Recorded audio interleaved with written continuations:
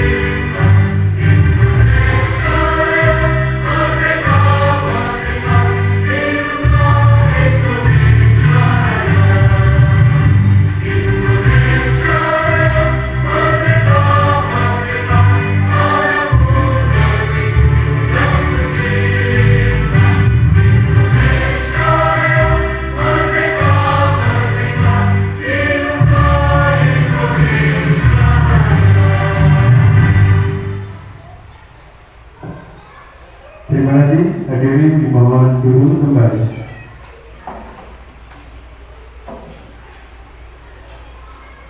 Semoga acara kita berjalan dengan lancar. Oleh karena itu, marilah kita berdoa.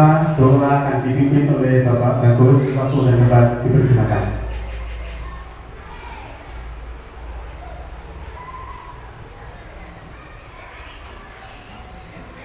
Assalamualaikum warahmatullahi wabarakatuh.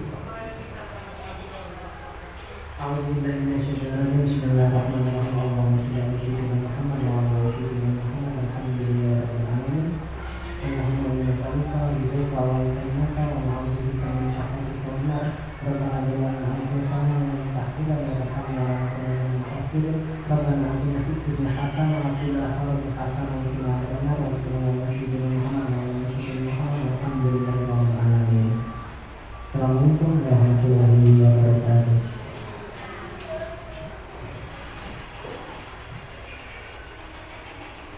Terima kasih kami sampaikan kepada Bapak Gus. Selanjutnya sambutan dari Kepala SDN Surabaya.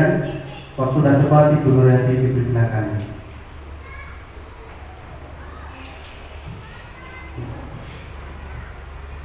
Bismillahirrahmanirrahim. Assalamualaikum warahmatullahi wabarakatuh. Alhamdulillahirabbil alamin wa bihi nasta'in wa ala umuri dunya waddin wassalatu wassalamu ala asrofil anbiya'i wal mursalin wa ala alihi wa sahbihi ajmain. Yang terhormat Bapak Ibu Guru SDN Surabaya, alhamdulillah, marilah kita panjatkan puji syukur kehadirat Allah yang Maha Kuasa karena di siang hari ini kita bisa menghadiri acara yang telah dijadwalkan oleh Pak Heru selaku guru penggerak. Selanjutnya, sholawat dan salam semoga tetap terlimpah kepada junjungan kita Nabi Muhammad SAW. Bapak Ibu Guru semuanya yang sangat saya hormati, pertama-tama perkenankan saya ingin mengucapkan terima kasih kepada Pak Heru selaku guru penggerak yang telah dengan ikhlas membagikan ilmu yang telah didapat selama mengikuti kegiatan guru penggerak. Pada hari ini Pak Heru telah menjadwalkan yaitu tentang diseminasi budaya positif. Tak lupa juga saya ingin menyampaikan terima kasih kepada Bapak Ibu Guru semuanya yang telah berkenan hadir di acara pagi hari ini. Semoga dapat mengambil manfaat dari kegiatan nanti. Selanjutnya, Bapak Ibu Guru, saya juga ingin berharap setelah kegiatan nanti materi yang telah disampaikan oleh Pak Heru hendaknya bisa dicerna dan diterapkan di kelasnya masing-masing agar nanti bisa lebih baik dari sebelumnya. Untuk itu mohon benar-benar diperhatikan materi yang akan disampaikan nanti. Kemudian saya juga berharap dan sering memberikan motivasi kepada penjenengan agar berkenan untuk mengikuti jejak Pak Heru ya. Semuanya saja mendaftarkan diri, punya minat ya untuk mendaftarkan sebagai calon guru penggerak. Karena apa Bapak Ibu? Manfaatnya sangat besar sekali. Ketika saya mengikuti beberapa kegiatan ya, mendampingi Pak Heru selama ini, kalau saya amati manfaatnya sangat besar sekali, terutama kepada pribadi, individu, dalam hal ini adalah Pak Heru. Ini sangat menambah pengetahuan, kemajuan dalam kegiatan belajar mengajar. Sekali lagi Bapak Ibu hendaknya punya motivasi untuk mendaftarkan diri sebagai guru penggerak karena ini sangat membantu meningkatkan kemajuan lembaga kita, khususnya penjenengan semua. Dan pada akhirnya saya ingin menyampaikan semoga di dalam kegiatan siang hari ini bisa membawa kemajuan, menambah ilmu yang lebih banyak untuk diterapkan di lembaga kita.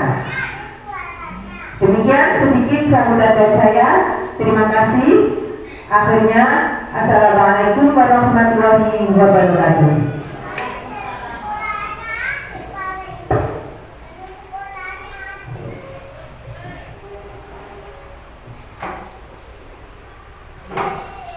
Terima kasih kami sampaikan kepada Bu Nurhayati atas sambutannya. Selanjutnya kita akan memasuki materi yaitu diseminasi budaya positif yang insya Allah bisa kita terapkan di SDN Surabaya. Bapak Ibu semua, bagaimana kabarnya? Alhamdulillah, luar biasa. Yes ya. Kurang semangat ya. Semangat pagi. Luar biasa. Lamongan Medina. Sumber tadi selalu di hati. Perkenalkan nama saya Heru Nugroho, calon guru penggerak angkatan 9 Kabupaten Lamongan. Ini kemarin saat kita berfoto dengan Ibu pengajar praktek Ibu Nina pada waktu pendampingan 2.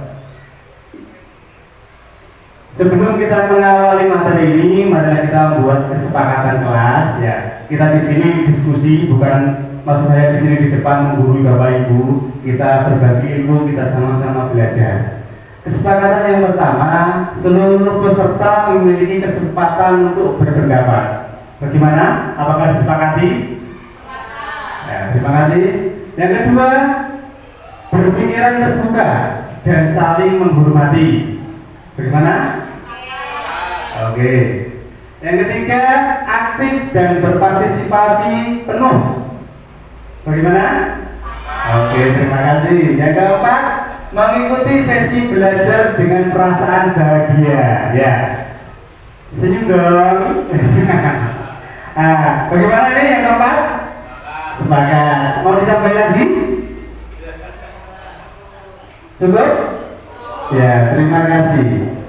Kita sudah memiliki kesepakatan kelas. Semoga acara ini berjalan dengan lancar. Amin. Selanjutnya, di sini ada pertanyaan pematik. Setuju atau tidak setuju? Pertanyaan yang pertama, hukuman dapat mendisiplinkan anak. Setuju atau tidak? Setuju. Ya, kita nanti bisa memperoleh jawaban di akhir nanti.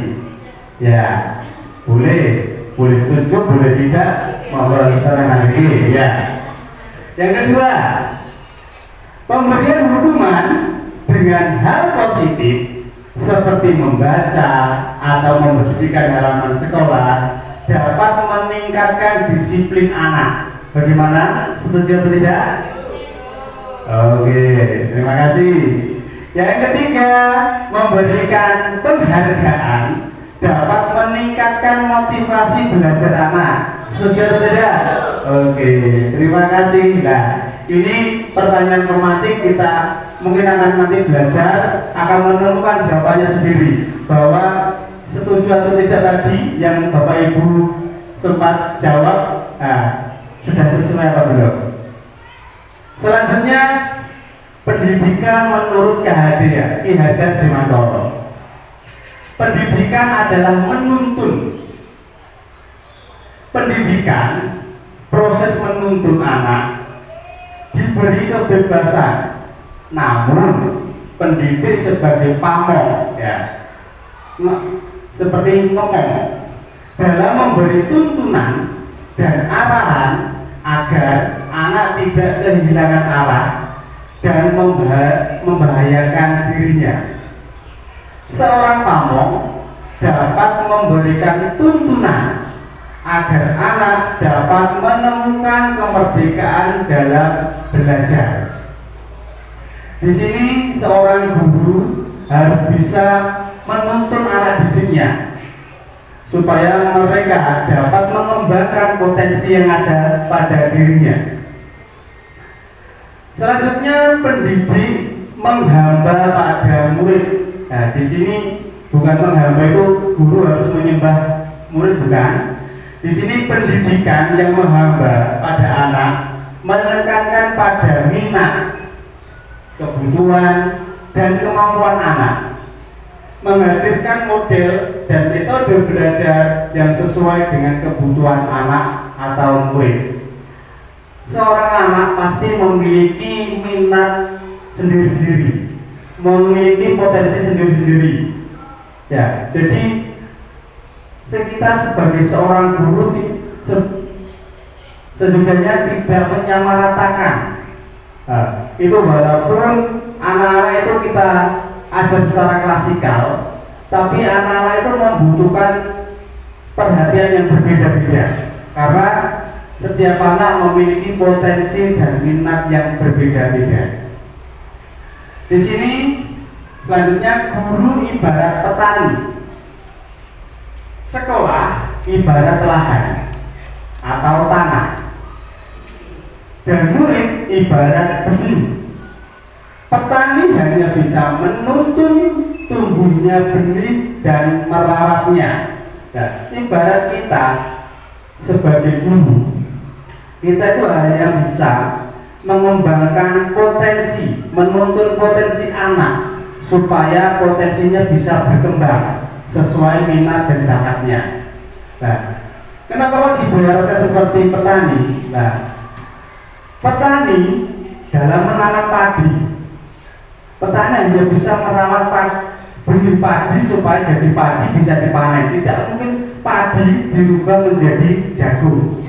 Ya, tidak mungkin padi berubah jadi jagung. Tetapi padi itu dirawat, dituntun oleh petani supaya memiliki kualitas padi yang bisa dijual dengan harga yang maksimal.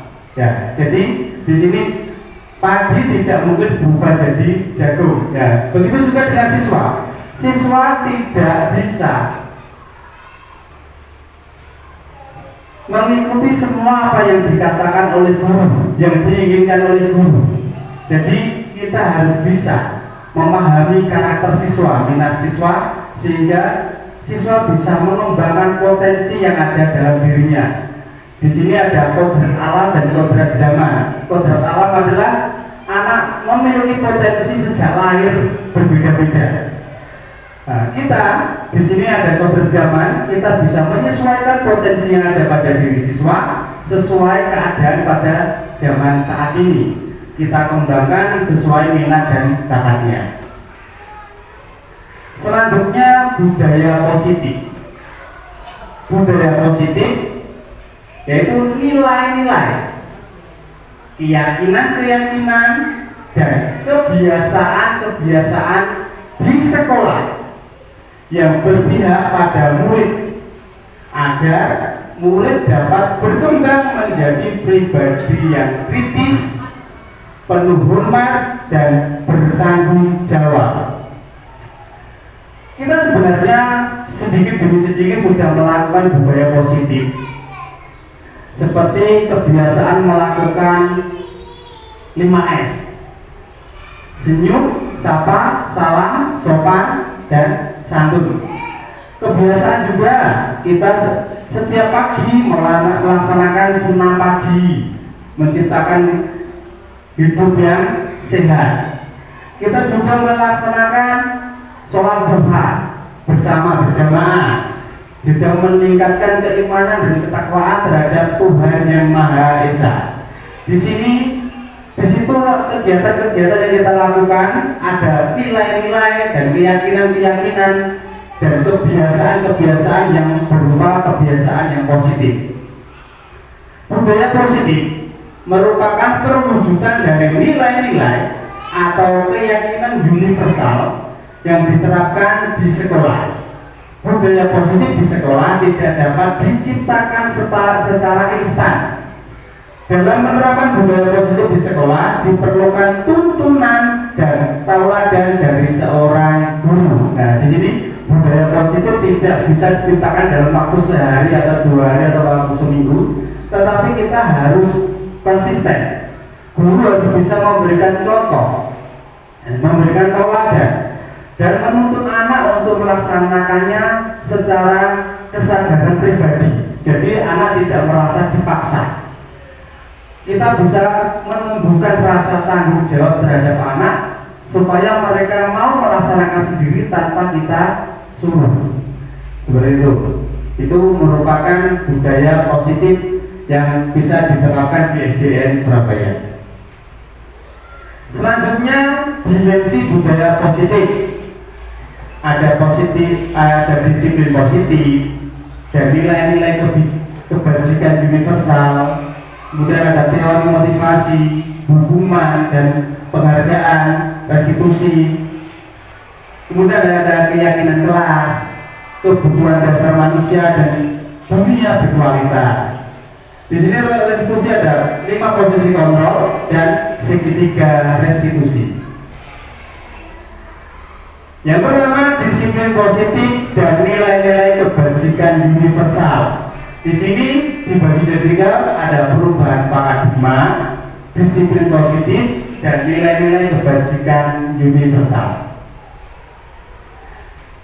Sekarang perubahan paradigma, kegiatan kepala tangan. Ya, ada A dan B, nah, ada Anda dan teman Anda mungkin yang duduknya bersebelahan. Ya, nanti bisa tuliskan benda atau sesuatu yang sangat berharga untuk Anda. Mungkin ada kertas atau apa? Ya, bisa ditulis benda atau hal apa yang sangat berharga bagi diri Anda. Letakkan di salah satu tangan Anda dan genggam benda atau sesuatu tersebut dengan segala daya, segala kemampuan, segala kekuatan. Buatlah sebuah kepala. Teman Anda yang si B akan mencoba dengan sekuat tenaga dengan berbagai cara untuk meminta Anda memberikan benda tersebut. B bisa membujuk, bisa mengancam, menghardik, merayu, menyuap, apa saja agar dapat membuka kepala tangan Anda. Apa yang terjadi? Coba Pak Ledi bisa sama Pak Bagus, Bu Ayu bisa sama Bu Ani, Bu Iri bisa sama Bu Yayu, mungkin Bu Cinten, Bu Ari sama Bu Maria. Coba, pegang sesuatu saja, tidak ada kertas. Nah, sekarang yang satu berperan sebagai si A dan yang satu sebagai si B. Silakan. Nah, Bu Irin sebagai si A atau si B? Si A. Nah, silakan Bu Ayu merayu Bu Irin. Boleh mengancam, boleh menghardik, boleh menyuap, boleh. Silakan. Nah, Pak Teddy silakan. Nah, iya. Silakan. Sudah? Sudah? Nah, apakah diberikan Bu? Boleh. Belum dibuka? Oh, belum ada usaha. Silakan Bu. Bu Ayu usaha. Nah, Bu Ayu, silakan berusaha untuk membuka kepala di tangan Bu Anis. Pak Bagus. Ya. Nah, ayo Pak Bagus coba dirayu Pak Teddy. Dirayu. Ya. Iya, disuap. Nah, bagaimana? Nah, sekarang saya ingin bertanya kepada yang memiliki genggaman tadi. Pak Teddy, apakah ingin membuka untuk Pak Bagus? Tidak ingin. Alasannya kenapa? Sangat berharga. Ya. Bagaimana Bu Anis? Apakah dibuka untuk Bu Ayu? Tidak juga. Bu Irin? Iya.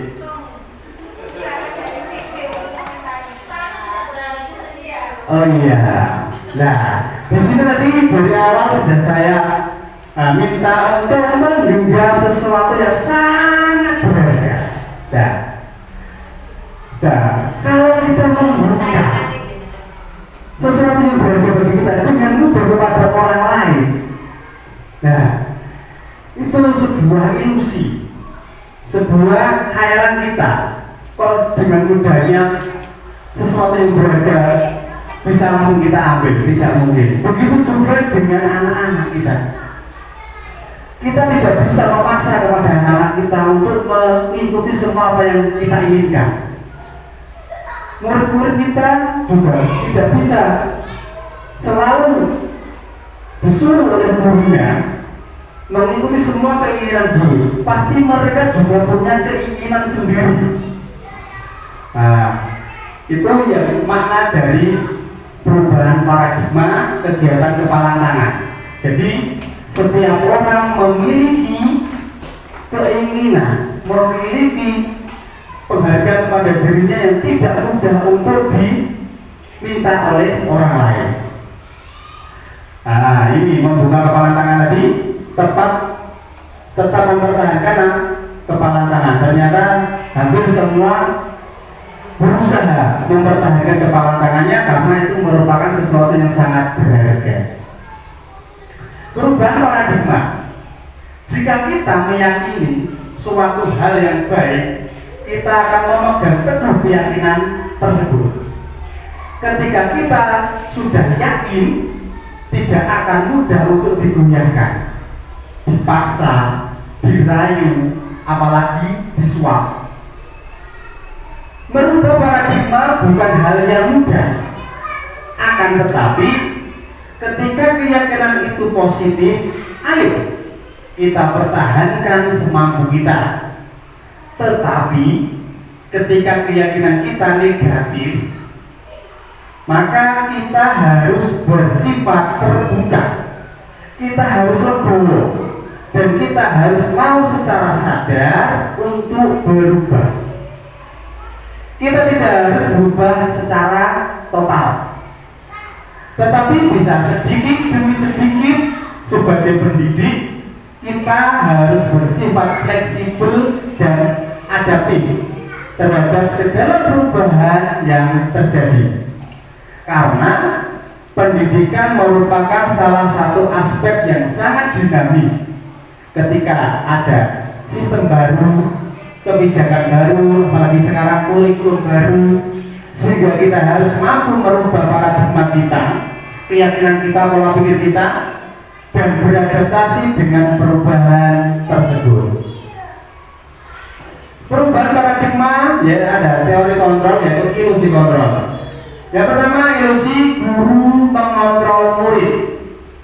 Pada dasarnya kita tidak dapat memaksa murid untuk berbuat sesuatu jika murid tersebut memilih untuk tidak melakukannya. Jadi terkadang anak juga ingin melakukan hal sendiri, tidak sesuai dengan keinginan guru.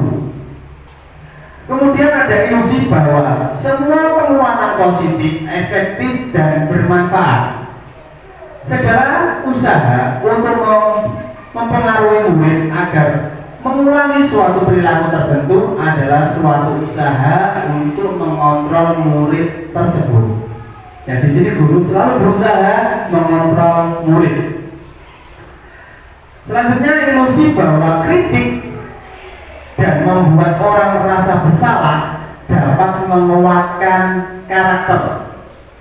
Menggunakan kritik dan rasa bersalah untuk mengontrol murid menuju pada identitas gagal. Jadi murid akan merasa dirinya itu orang yang sangat bersalah. Nah, oleh karena itu kita sebagai pendidik jangan seminimal mungkin kita tidak boleh mengkritik anak. Kita selalu berikan motivasi yang positif kepada anak supaya mereka memiliki kesadaran untuk berubah. Kalau kita mengkritik mereka, maka di sini menuju pada identitas gagal. Mereka belajar untuk merasa buruk tentang dirinya. Mereka akan selalu menyalahkan dirinya sendiri. Kemudian ada ilusi bahwa orang dewasa memiliki hak untuk memaksa. Terkadang kita beranggapan sebagai orang dewasa, kita memiliki hak untuk memaksa anak atau murid untuk melakukan apa yang kita inginkan. Akan tetapi, perilaku memaksa tidak akan efektif untuk jangka waktu yang panjang, dan sebuah hubungan permusuhan akan terbentuk. Jadi kadang kalau kita memaksa, seketika itu mereka akan nurut, tapi besoknya mereka akan takut pada kita. Mereka akan berusaha membentengi dirinya, melawan, dan mereka tidak ingin dipaksa lagi oleh orang lain. Nah, sekarang apa itu disiplin? Pak Bagus kemarin masuk ke waktu jadi pembina upacara berbicara tentang disiplin Bapak sekali. Kemarin Pak Bagus, disiplin itu apa Pak? Taat. Nah, mungkin kata ini disiplin itu apa Pak? Oke, Bu Ayu, disiplin itu apa Bu Ayu? Nah, atau ada yang mau berpendapat atau? Oke, monggo Bu Ayu dulu. Jadi kalau kemarin yang saya dapat dari panjang sekali, menurut saya kemudian ini adalah menaati peraturan yang sudah ditetapkan suatu lembaga. Oke, terima kasih. Bu Yuli, Bu Ayu, Bu Arin, ada mau berpendapat? Menurut saya disiplin itu melakukan sesuatu sesuai dengan bulan waktunya. Oke, terima kasih. Bu Ari, mau berpendapat? Oke, terima kasih. Nah, sudah semua berpendapat mengenai apa itu disiplin. Nah, ketika kita mendengar kata disiplin, apa yang terbayang di benak Anda? Kebanyakan orang akan menghubungkan kata disiplin dengan tata tertib, teratur, dan kepatuhan pada peraturan. Kata disiplin juga sering dihubungkan dengan hukuman bagi yang melanggarnya. Padahal itu sungguh berbeda. Karena belajar tentang disiplin positif tidak harus dengan memberi hukuman. Justru hukuman adalah salah satu alternatif terakhir. Dan kalau perlu tidak digunakan sama sekali. Nah, disiplin itu dalam bahasa Latin itu malah artinya belajar. Nah, di sini belajar mereka bisa dengan melakukan kegiatan disiplin. Belajar itu mereka memiliki sebuah kesadaran secara pribadi, kesadaran yang ada pada dalam dirinya, tidak dipengaruhi oleh hal yang ada dari luar. Seseorang yang memiliki disiplin diri berarti mereka bisa bertanggung jawab terhadap apa yang dilakukan. Bahwa murid yang memiliki disiplin positif adalah pribadi yang memiliki motivasi internal yang tinggi dalam menguasai diri untuk melakukan tindakan yang sesuai dengan nilai-nilai kebajikan universal. Sebagai pendidik, tugas kita adalah membimbing siswa untuk memiliki disiplin diri yang berasal dari dirinya sendiri, bukan karena takut mendapat hukuman jika melanggar ataupun mengharapkan imbalan dari seseorang. Biasanya memang seperti itu. Terkadang kita selalu mengiming-imingi anak-anak kita dengan sebuah hadiah untuk mereka melakukan disiplin. Nah, kadang juga kita melakukan ancaman, memberi hukuman kepada anak-anak kita untuk mereka melakukan sebuah disiplin. Nah, di sini yang harus kita evaluasi diri, kita harus bisa memotivasi anak-anak kita untuk memiliki disiplin dari dalam dirinya sendiri. Mereka memiliki kesadaran, jadi mereka tidak merasa dipaksa atau mereka mengharapkan suatu imbalan. Nilai-nilai kebajikan universal. Nilai kebajikan adalah sifat positif manusia yang merupakan tujuan mulia yang ingin dicapai setiap individu. Nilai tersebut bersifat universal dan lintas bahasa, suku bangsa, agama maupun latar belakang. Setiap perilaku atau perbuatan memiliki suatu tujuan menurut William Glasser pada teori kontrol tahun 1984. Dengan mengaitkan nilai-nilai kebajikan yang diyakini seseorang, maka motivasi intrinsiknya, nah ini motivasi dari dalam, akan terbangun sehingga menggerakkan motivasi dari dalam untuk mencapai tujuan mulia yang diinginkan. Jadi kita sebagai guru harus selalu memotivasi siswa kita untuk mampu menumbuhkan kesadaran dari dalam dirinya. Nilai-nilai kebajikan universal. Nilai-nilai kebajikan yang ingin dicapai oleh setiap anak Indonesia kita kenal dengan profil pelajar Pancasila yang sedang digaungkan pada kurikulum Merdeka. Yang pertama ada berhubungan bertakwa kepada Tuhan Yang Maha Esa dan berakhlak mulia. Ada mandiri, bernalar kritis, berkebinekaan global, bergotong royong, kreatif. Nah, Ya, sepertinya sepanjang sekali.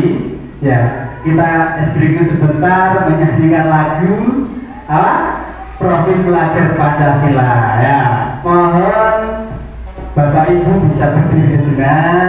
Ya, kita refreshing sebentar. Ya, supaya tidak ngandul.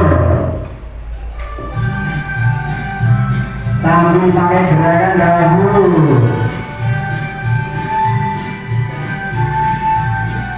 Belajar Pancasila, beriman dan bertakwa pada Tuhan Yang Esa, dan berakhlak mulia, berkebinekaan global, gotong royong mandiri, kreatif dan bersabar kritis. Belajar Pancasila, beriman dan bertakwa pada Tuhan Yang Esa, dan berakhlak mulia, berkebinekaan global, gotong royong mandiri, kreatif dan bersabar kritis. Nah, terima kasih. Silakan duduk Bapak Ibu. Ya. Ya, ini bisa kita apa? Lakukan bersama-sama bersama murid-murid kita supaya mereka lebih bersemangat dan mereka bisa memahami apa itu profil pelajar Pancasila. Ada bernalar kritis, ada gotong royong, mandiri, kreatif, berkebinekaan global, takwa kepada Tuhan Yang Maha Esa. Kemudian ada teori motivasi, hukuman dan penghargaan, kemudian ada restitusi. Teori motivasi perilaku manusia. Yang pertama, untuk menghindari ketidaknyamanan atau hukuman. Jadi itu merupakan motivasi eksternal, motivasi dari luar. Mereka berusaha untuk menghindari hukuman atau rasa tidak nyaman, sehingga mereka mau melakukannya. Apa yang akan terjadi apabila saya tidak melakukannya? Ya ini, mereka was-was, takut kalau tidak melakukannya pasti mendapatkan hukuman.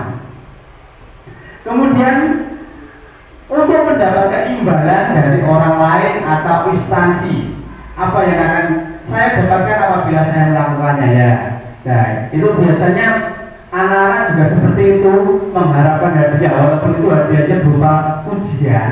Nah, jadi mereka tidak melandasi dengan rasa kesadaran diri. Itu merupakan juga motivasi eksternal. Nah, ini juga mungkin bagi kita bisa berevaluasi diri. Ya, kita jangan sampai kita memiliki rasa ini ya. Kita mengharapkan imbalan dalam kita melakukan tugas kita sebagai seorang pendidik. Apa yang kita harus lakukan? Nah, sebaiknya kita bisa melakukan motivasi yang berupa dari dalam diri kita, yaitu motivasi internal untuk menghargai diri sendiri. Kita bisa menghormati diri sendiri sehingga kita mau melakukannya. Jadi tidak untuk orang lain, tetapi untuk diri kita sendiri. Saya akan menjadi orang yang seperti apa bila saya melakukannya. Jadi untuk kepentingan dirinya sendiri. Jadi makanya kita tumbuhkan rasa percaya diri kita untuk menghargai diri kita sehingga kita mampu melakukannya dengan sadar tanpa ada paksaan dari orang lain ataupun mengharapkan suatu imbalan. Kemudian ada hukuman. Hukuman bersifat tidak terencana atau tiba-tiba. Anak atau murid tidak tahu apa yang akan terjadi dan tidak dilibatkan. Maksudnya dilibatkan di sini tidak dilibatkan dalam menentukan hukuman apa.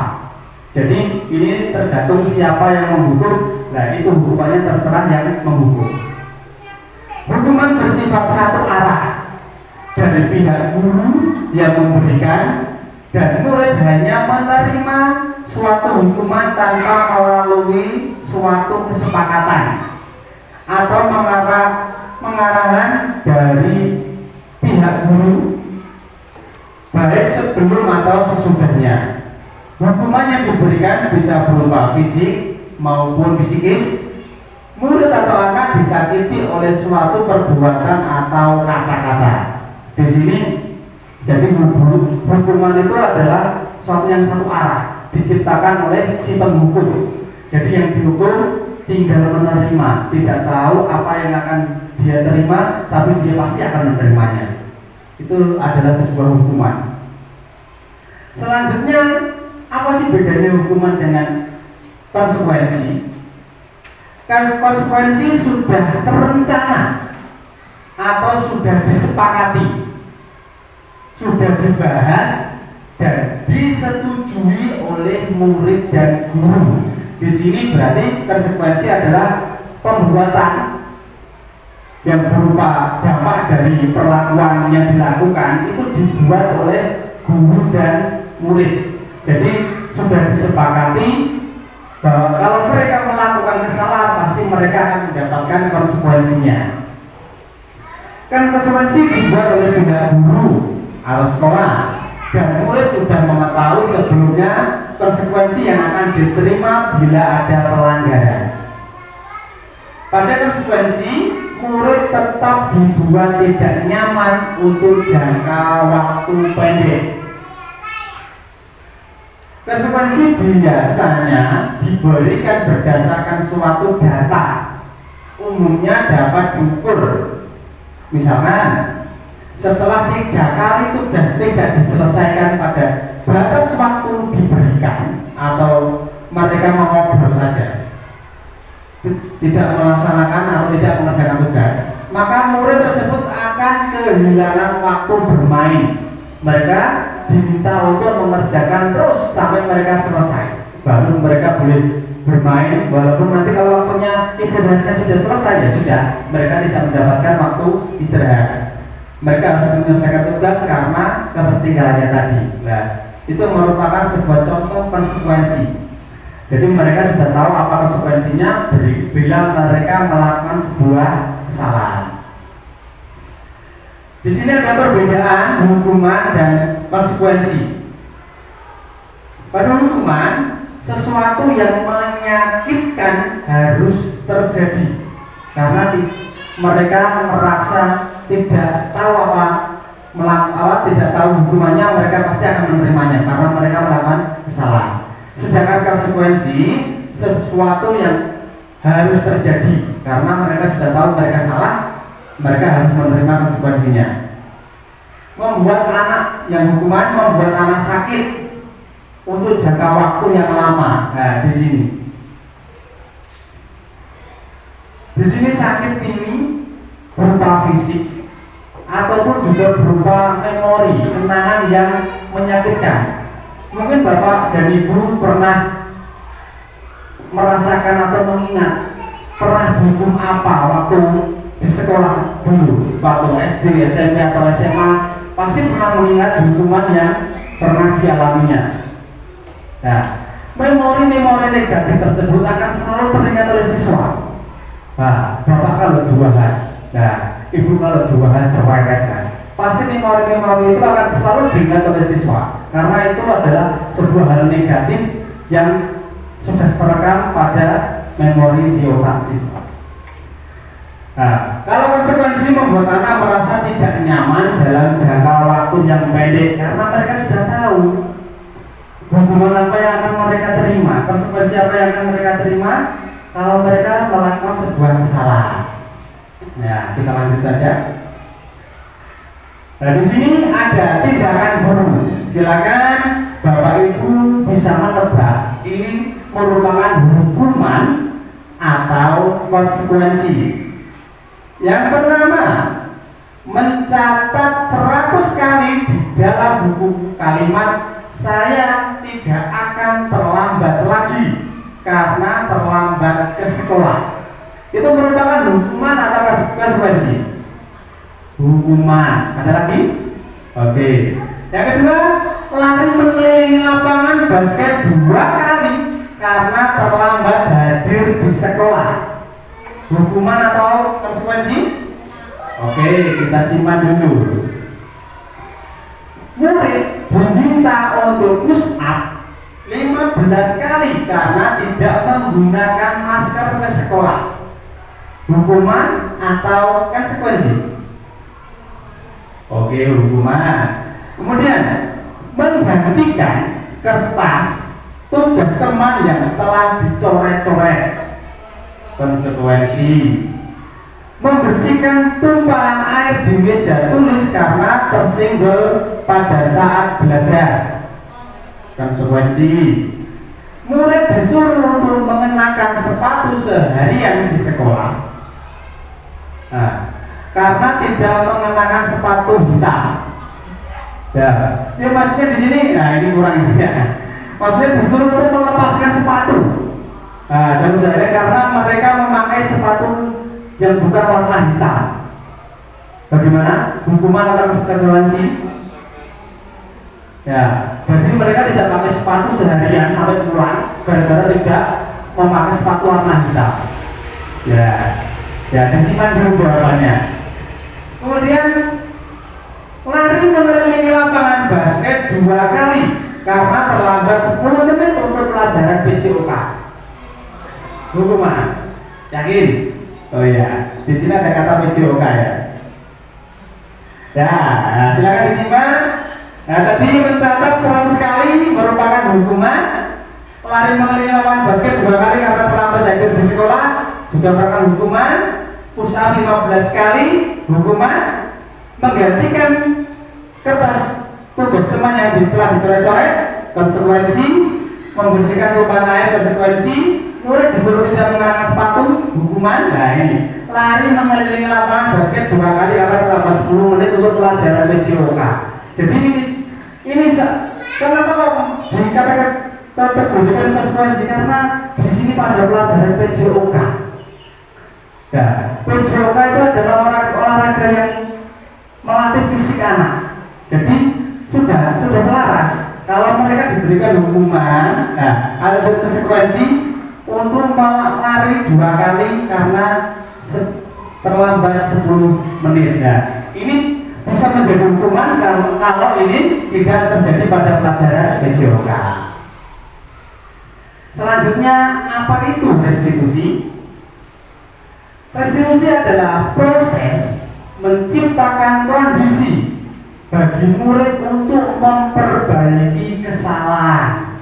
Ya, memperbaiki kesalahan.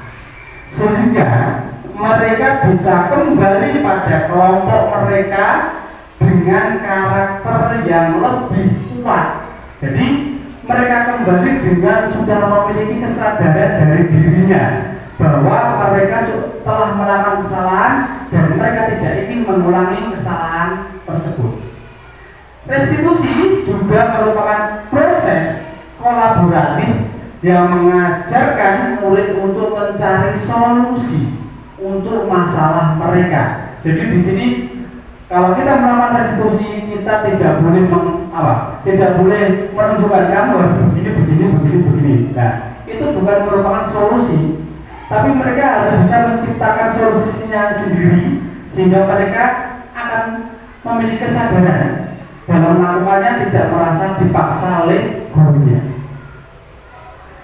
Dan membantu murid berpikir tentang orang seperti apa mereka ingin menjadi atau tujuan mulia menjadi apa dan bagaimana mereka harus memperlakukan orang lain. Jadi di sini restitusi bersifat mereka memperbaiki kesalahan, namun mereka bisa menemukan solusinya sendiri tanpa dipaksa oleh guru. Guru hanya memberikan kucing. Nah, di sini mereka tidak selalu dipaksa guru, tapi mereka menemukan solusi dari masalah mereka sendiri. 9 ciri-ciri restitusi. Yang pertama, bukan untuk menebus kesalahan, namun untuk belajar dari kesalahan. Yang kedua, memperbaiki hubungan. Yang ketiga, tawaran, bukan paksaan. Yang keempat, restitusi menuntun untuk melihat ke dalam diri. Yang kelima, restitusi mencari kebutuhan dasar yang mendasari tindakan. Restitusi diri adalah cara yang paling baik. Kemudian restitusi fokus pada karakter bukan tindakan. Yang kedelapan, restitusi fokus pada solusi. Yang sembilan, restitusi mengembalikan murid yang berbuat salah pada kelompoknya. Jadi di sini fokus pada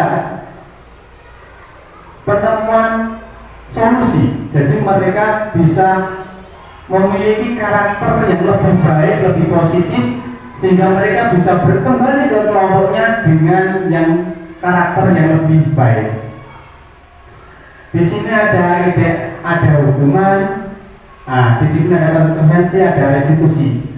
Di sini ada contoh pada hukuman, sesuatu yang menyakiti harus terjadi. Mereka pasti merasa disakiti.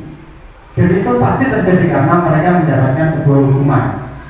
Sedangkan konsekuensi, sesuatu harus terjadi karena mereka sudah tahu. Jadi dampaknya juga tidak begitu menyakitkan bagi mereka.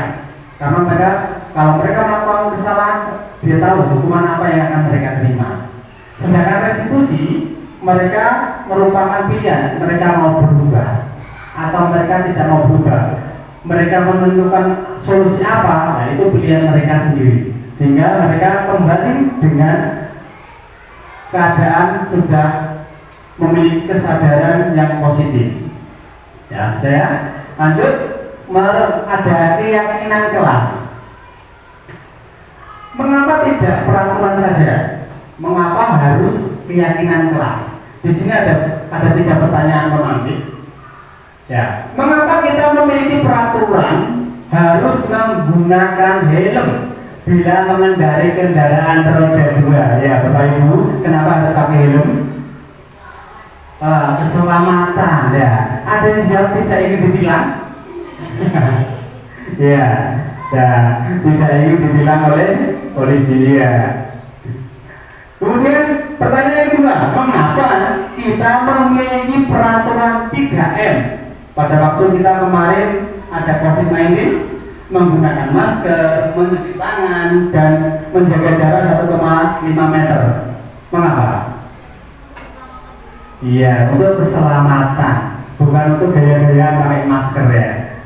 Ya, bukan untuk fashion. Kemudian mengapa kita memiliki peraturan harus datang tepat waktu pada saat mengikuti pelatihan untuk mendapatkan ilmu? Nah, ini jawaban yang positif. Tidak takut apa? Saya takut untuk nanti mendapatkan hukuman saya disuruh maju nyanyi-nyanyi, bukan ya? Untuk mendukung motivasi intrinsik, kembali ke nilai-nilai atau keyakinan-keyakinan lebih menggerakkan seseorang dibandingkan mengikuti serangkaian peraturan-peraturan. Nilai-nilai keselamatan atau kesehatan inilah yang kita sebut sebagai suatu keyakinan, yaitu nilai-nilai kebajikan universal yang disepakati secara tersirat dan tersurat, lepas dari latar belakang suku, negara, bahasa maupun agama. Seseorang akan lebih tergerak dan bersemangat untuk menjalankan keyakinannya daripada hanya sekedar mengikuti serangkaian peraturan tertulis tanpa makna. Nah, di sini ada 2 kesepakatan kelas. Nah, menurut Bapak Ibu, yang mana yang merupakan keyakinan kelas? Mengapa? Yang mana yang merupakan keyakinan kelas?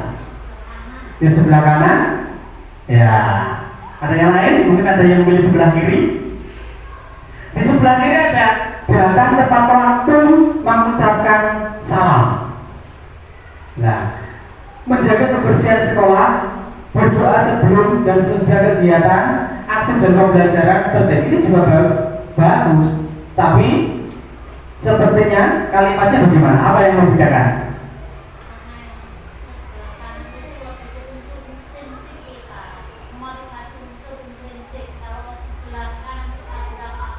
Oh iya, nah benar. Jadi yang sebelah kanan pasti yang membuat hanya guru. Nah, beda dengan sebelah kiri. Kami guru dan murid. Nah, di situ ada kata kami guru dan murid menunjukkan bahwa kesepakatan kelas ini dibuat secara dua arah antara guru dan murid, tidak hanya dibuat oleh guru sendiri. Jadi kalau dibuat guru dan murid, nah, mereka akan memiliki sebuah kesadaran. Kalau mereka menolak, pasti tidak muncul dalam kesepakatan ini. Nah, jadi ini dibuat antara guru dan murid. Nah, inilah yang kita sebut kesepakatan kelas. Nah, di sini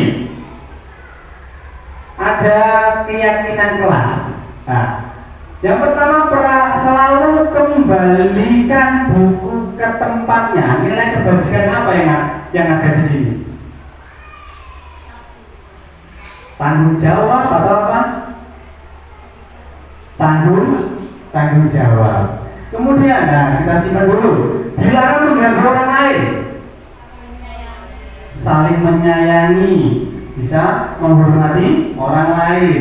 Hadir di sekolah 15 menit sebelum pembelajaran dimulai. Disiplin, oke. Dilarang melakukan kekerasan. Saling menyayangi. Dilarang menggunakan narkoba. Apa? Ya, bisa kesehatan. Nah, kemudian bergantian atau menunggu giliran antri. Tertib, oke. Gunakan masker. Kesehatan, keselamatan. Jangan berlari di kelas atau koridor. Oke, kita periksa. Ya, bisa tanggung jawab, menghormati orang lain, menghormati berkomitmen, keselamatan, kesehatan, menghormati orang lain, bersabar. Nah, di situ nilai-nilai kebajikan yang ada di keyakinan kelas. Dan di sini kesepakatan kelas yang sudah saya terapkan ya di kelas 5. Yang pertama adalah menghormati. Di sini kita sepakat kami meyakini untuk menghormati satu sama lain, guru dan semua materi kelas. Jadi tidak ada yang meremehkan temannya, apalagi gurunya dan materi yang mereka pelajari. Komunikasi. Kami meyakini untuk bersikap sopan dan santun dalam setiap kegiatan pembelajaran. Kemudian kehadiran, partisipasi, jujur, saling menghargai, menjaga kebersihan di sini. Ya, ini kegiatan yang telah kami lakukan di kelas 5. Selanjutnya, kebutuhan dasar manusia dan dunia berkualitas. Pertanyaan pematik. Ibu Ambar, guru kelas 2A di SD Pelita Hadi, sedang bingung menghadapi ulah salah satu murid di kelasnya. Beberapa anak di kelas 2A telah datang padanya dan mengeluhkan Doni yang seringkali meminta bekal makan siang mereka dengan paksa. Jika Anda menghadapi situasi seperti Ibu Ambar, apa yang akan Anda lakukan menurut Anda? Kira-kira apa alasan Doni melakukan hal itu? Kira-kira apa alasan Doni untuk melakukan memaksa meminta bekal temannya? Iya, benar banget. Mungkin Doni tidak membawa bekal, sehingga dia pengen ada bekal yang dimiliki oleh temannya. Dia memaksa untuk meminta. Di sini ada kebutuhan dasar manusia. Ada 5. Yang pertama ada bertahan hidup.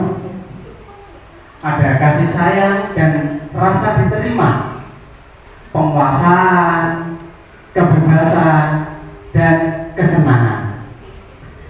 5 kebutuhan manusia. Yang pertama kebutuhan bertahan hidup atau survival adalah kebutuhan yang bersifat fisiologis untuk bertahan hidup, misalnya kesehatan, rumah, makanan. Yang kedua, kebutuhan untuk disayangi dan diterima meliputi kebutuhan akan hubungan dan koneksi sosial, kebutuhan untuk memberi dan menerima kasih sayang, dan kebutuhan untuk merasa menjadi bagian dari suatu kelompok. Yang ketiga, kebutuhan penguasaan. Kebutuhan ini hubungannya dengan kekuatan untuk mencapai sesuatu, menjadi kompeten, menjadi terampil, diakui atas prestasi dan keterampilan kita, didengarkan dan memiliki rasa harga diri. Yang keempat, ada kebutuhan untuk bebas, adalah kebutuhan akan kemandirian, otonomi, memiliki pilihan dan mampu mengendalikan arah hidup seseorang. Yang terakhir, ada kebutuhan akan kesenangan, adalah kebutuhan untuk mencari kesenangan, bermain, tertawa. Di sini adalah 5 kebutuhan manusia. Ada bertahan hidup, kebutuhan untuk disayangi dan diterima, kebutuhan penguasaan, kebutuhan bebas, dan kesenangan. 5 posisi kontrol. Di sini posisi kontrol sebagai guru. Nah, jangan sampai kita dalam posisi ini penghukum atau membuat orang merasa bersalah. Nah, 2 posisi ini harus kita hindari.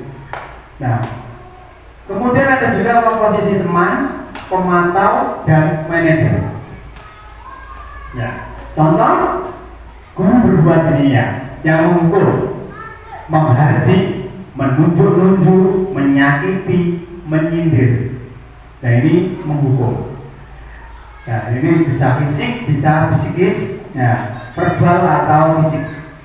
Membuat orang merasa bersalah. Nah, berceramah, mengatakan seharusnya ibu kecewa dengan kalian. Nah, itu membuat orang merasa bersalah. Nah, itu mereka seolah-olah mereka adalah orang yang paling bersalah dari sini.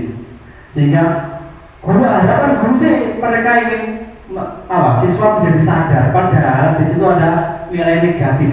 Mereka pasti merasa bahwa mereka adalah orang yang bersalah. Kemudian di sini ada posisi menjadi teman, membuat alasan-alasan untuk muridnya. Jadi, guru dan murid seperti layaknya berbicara dengan teman. Nah, di sini wibawanya guru tidak ada. Nah, di sini kalau murid merasa dalam keadaan bahaya atau mereka dalam keadaan membutuhkan gurunya, mereka akan selalu mencari guru-guru itu saja. Tidak mau minta tolong pada guru yang lain. Mereka akan ketergantungan pada satu guru itu.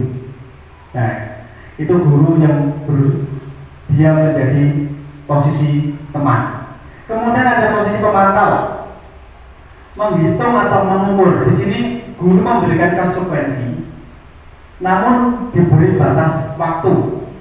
Namun hukuman konsekuensi itu harus dilaksanakan oleh yang melakukan kesalahan. Beda lagi dengan posisi manajer. Nah, ini posisi yang paling sangat bagus. Posisi sebagai manajer, ya, guru mengajukan pertanyaan-pertanyaan. Nah, di sini guru mengajukan pertanyaan menuntun siswa untuk mencari solusi. Jadi mereka menemukan kesadaran dari dirinya sendiri untuk berubah, memiliki karakter yang positif. Jadi di sini ada 5 posisi. Yang pertama penghukum, yang kedua membuat orang merasa bersalah, kemudian yang ketiga jadi teman, keempat pemantau, yang kelima manajer. Di sini ada sebuah video. Mari kita tonton bersama-sama untuk menambah pemahaman.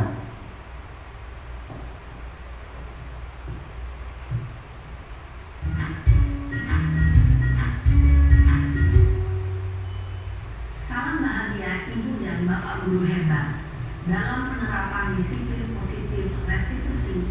Salah satu program yang dikembangkan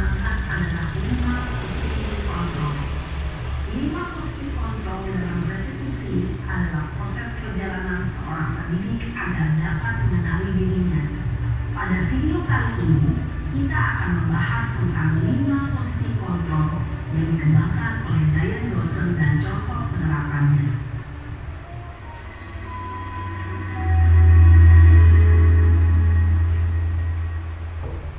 5 posisi kontrol itu adalah: 1. Posisi penghukum. 2. Posisi pembuat rasa bersalah. 3. Posisi teman. 4. Posisi pemantau atau monitor. Dan 5. Posisi manajer. Untuk lebih memahami kelima posisi tersebut, mari kita saksikan kasus Naren yang terlambat hadir 20 menit di sekolah dan melihat bagaimana kelima posisi kontrol dalam menghadapi masalah tersebut.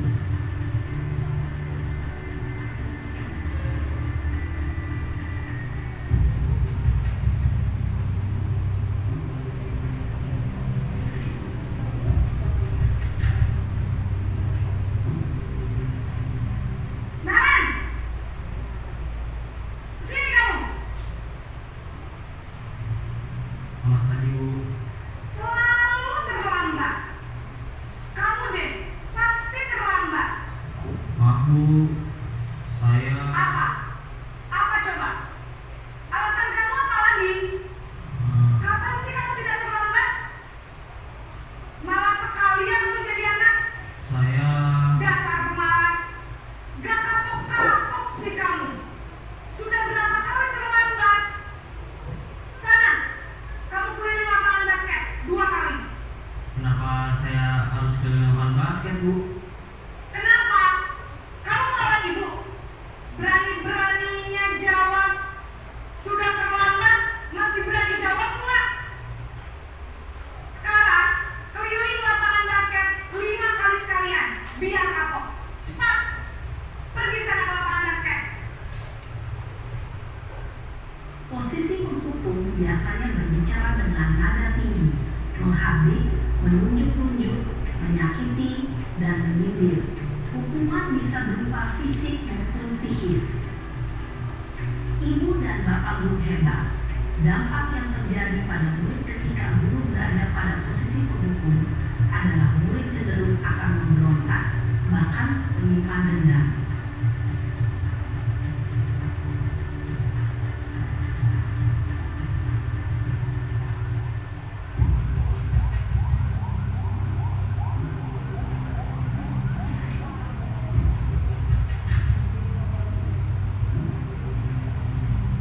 Naren!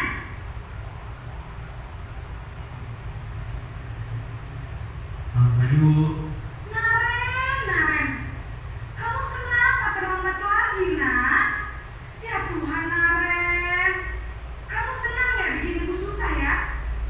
Kalau kamu terlambat lagi, nanti ibu yang ditegur bapak kepala sekolah, nak.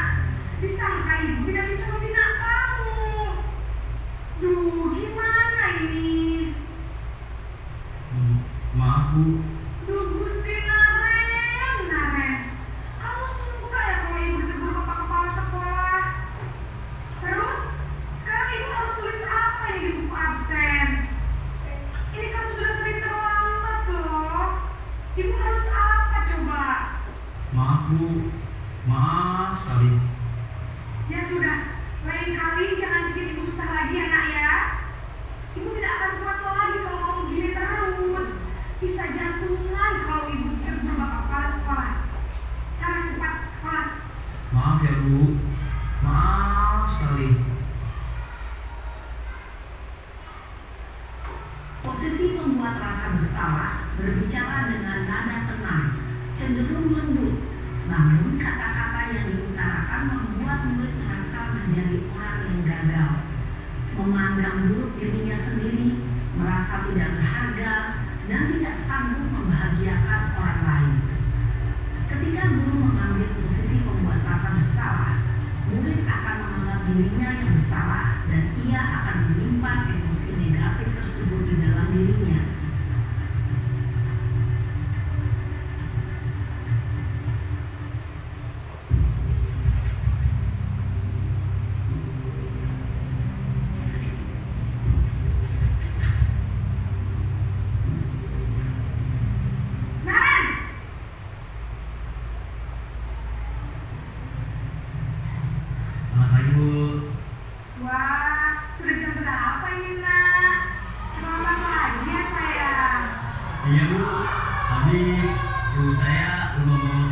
ya Bu.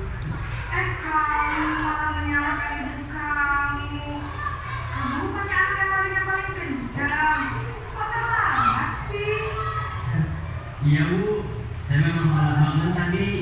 Jadi biarpun saya lari kencang, tetap gak kekejar Bu. Ya sudah sana. Nanti lain kali larinya lebih kencang lagi ya. Biar gak terlambat lagi. Bikin seneng ibu. Demi ibu. Bisa kan? Bisa lah Bu. Ya sudah sana masuk kelas. Ibu beresin urusan absen kamu. Kamu ini ada-ada saja. Dalam posisi teman, guru berbicara dengan nada suara ramah, akrab, cenderung bersenda gurau untuk menjaga suasana tetap santai. Murid akan merasa senang, aman, dan akrab dengan guru. Identitas yang tercipta adalah identitas sukses atau berhasil. Namun, perlu diingat, karena ini masih dorongan eksternal, maka ada faktor ketergantungan dari murid kepada orang tertentu. Di sini guru absennya, sehingga di lain waktu murid bisa berperilaku baik, namun hanya kepada orang-orang tertentu saja.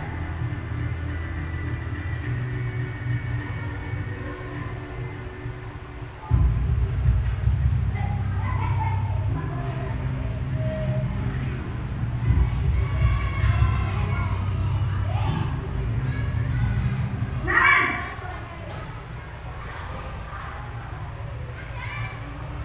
Selamat pagi Bu. Naren, apa peraturan sekolah kita tentang jam berapa kita harus masuk sekolah, nak? Kita harus di sekolah jam 7 Bu. Iya betul, sekarang sudah jam 7.20. Naren sudah tahu konsekuensinya jika terlambat hadir. Paham Bu, saya harus tinggal kelas pas jam istirahat selama 20 menit. Iya benar, konsekuensinya demikian. Jadi nanti jam 9.30 pas istirahat, kamu harus tinggal di kelas, kerjakan tugas tambahan untuk ketertinggalan kamu, ya? Baik Bu. Posisi pemantau mengandalkan penghitungan atau data untuk mengontrol murid. Guru mengarahkan murid berdasarkan peraturan dan konsekuensi. Seorang pemantau menunjukkan bahasa tubuh dan ekspresi wajah yang datar dan cenderung formal.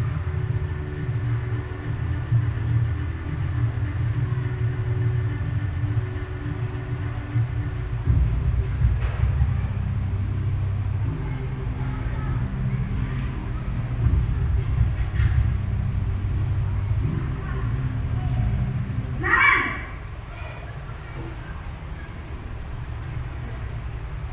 Selamat pagi Bu.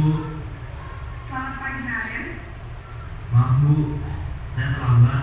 Iya, sekolah masuknya jam 7, sekarang sudah jam 7.20. Jadi sekarang bagaimana nih Naren? Maaf Bu, saya lupa setel alarm saya semalam. Baiklah, menurut kamu, keyakinan sekolah yang mana yang harus kamu tingkatkan?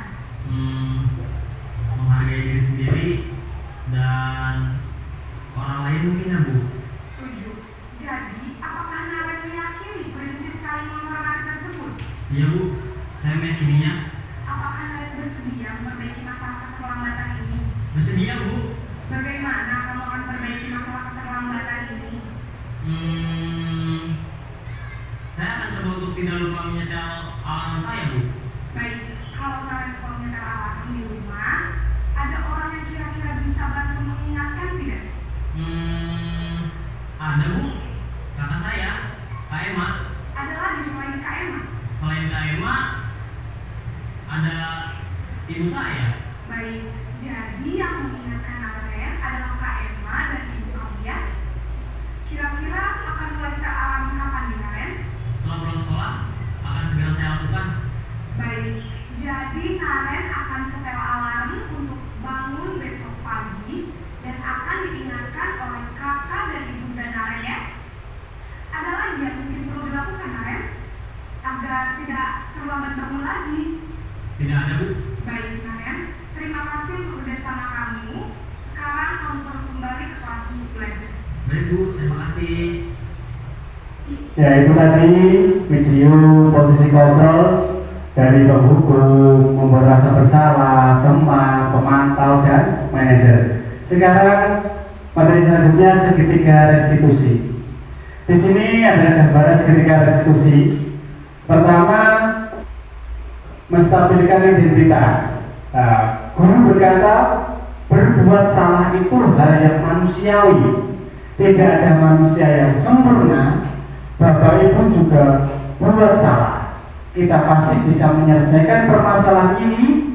Bapak Ibu tidak tertarik untuk mencari tahu siapa yang benar, siapa yang salah. Bapak Ibu lebih tertarik untuk menyelesaikan masalah. Kalau kamu menyalahkan dirimu sendiri terus-menerus, apakah kamu bersikap baik pada dirimu sendiri? Nah, ini contoh menstabilkan identitas. Kemudian validasi kebutuhan. Guru berkata, kamu bisa saja kan melakukan hal yang lebih buruk, tapi kamu tidak melakukan. Kamu pasti punya alasan mengapa melakukannya. Apa yang penting bagi kamu? Kamu boleh tetap berusaha menjaga sikap itu, tapi tambahkan sikap yang lain yang baru. Maukah kamu belajar cara lain untuk mendapatkan yang kamu butuhkan tanpa harus memukul? Apakah kamu bisa melakukan dengan lebih baik besok lagi? Nah, ini adalah contoh validasi kebutuhan. Kemudian ada menanyakan keyakinan. Guru berkata, apa nilai yang kita percayai di kelas atau sekolah kita? Nilai-nilai universal apa yang telah kita sepakati?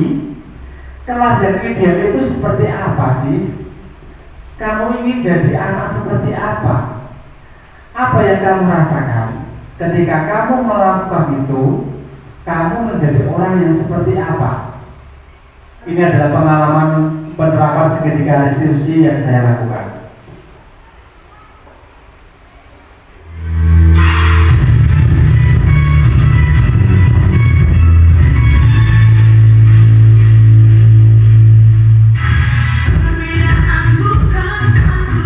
Jadi penerapan pada tugas demonstrasi kontekstual. Jadi penerapan dalam sekolah di tahun 2002.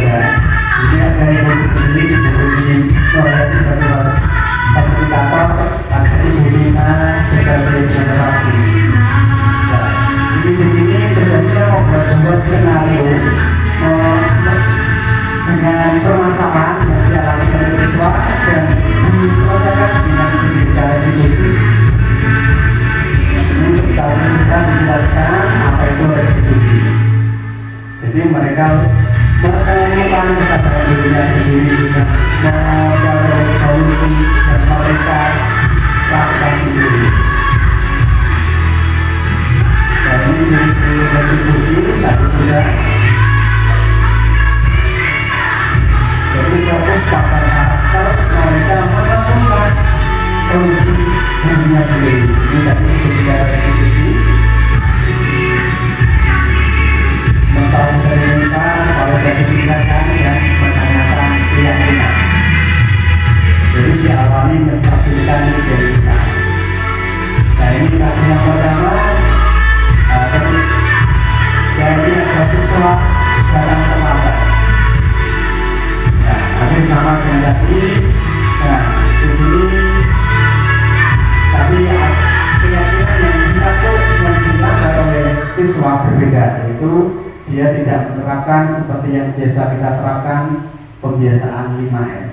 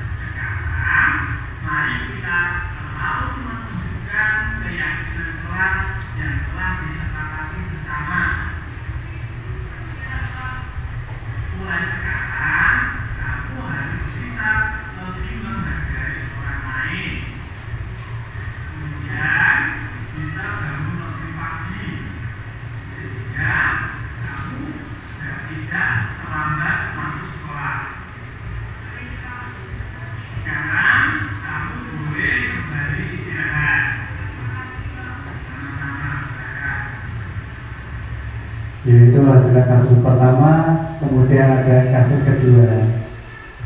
Di sini siswa malah menggambar pada waktu pelajaran matematika. Jadi siswa telah melakukan sebuah kesalahan, yaitu tidak fokus mengikuti pelajaran dan tidak mengerjakan tugas sekolah.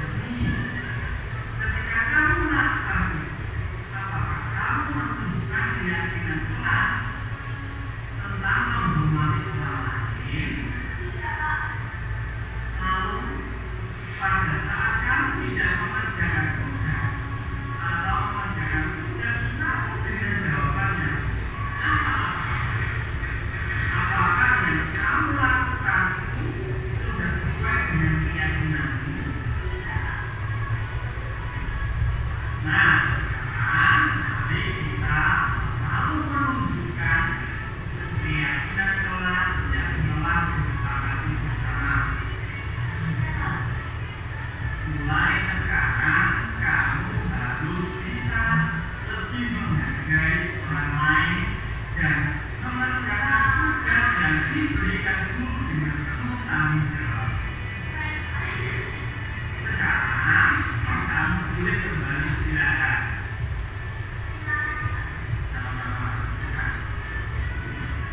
Ya, jadi pertanyaan-pertanyaan yang diajukan itu sesuai dengan segitiga diskusi. Ini adalah tanggapan dari murid yang telah menerapkan segitiga Bagaimana diskusi. perasaanmu ketika Pak Heru menerapkan praktik segitiga restitusi? Saya senang karena saya ingin tempat saya bekerja solusi untuk memperbaiki kesalahan saya. Terima kasih Pak Heru. Saya akan melaksanakan keyakinan kelas dan disepakati bersama. Terima kasih. Assalamualaikum warahmatullahi wabarakatuh. Perkenalkan nama saya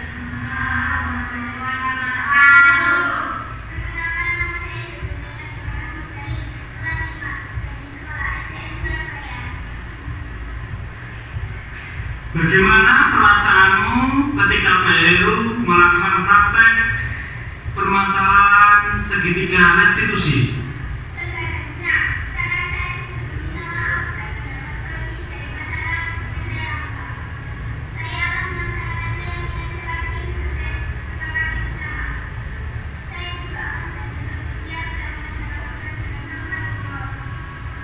Terima kasih.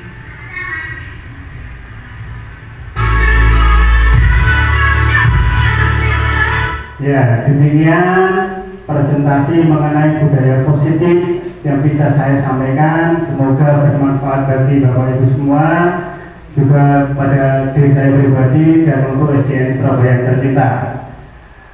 Saya sampaikan terima kasih atas kerjasama Bapak Ibu dalam kegiatan diseminasi ini. Apabila ada kata-kata saya yang kurang tepat atau waktu Bapak Ibu sudah terganggu dengan kegiatan saya mohon dalam pribadi mohon maaf yang sebesar-besarnya. Akhir kata, wassalamualaikum warahmatullahi wabarakatuh.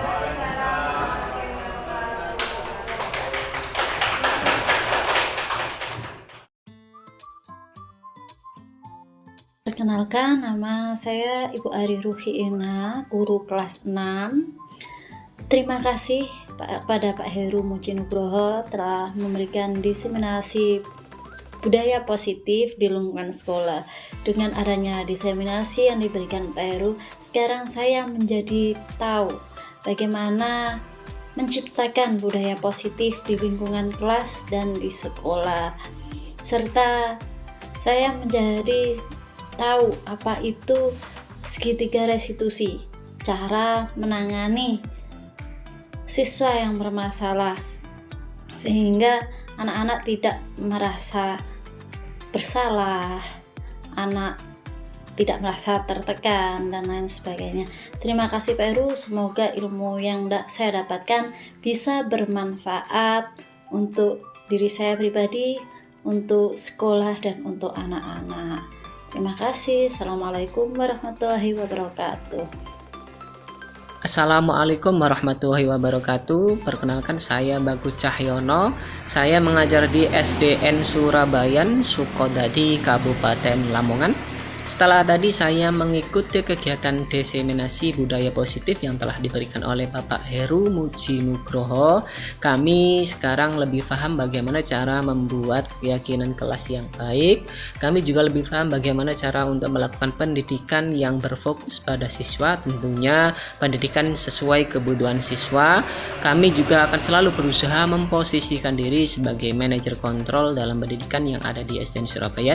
Terima kasih Bapak Heru Muji Nugroho, ilmu yang telah diberikan sangat bermanfaat sekali. Semoga kami dapat menerapkannya di sekolah kami. Sekian, assalamualaikum warahmatullahi wabarakatuh.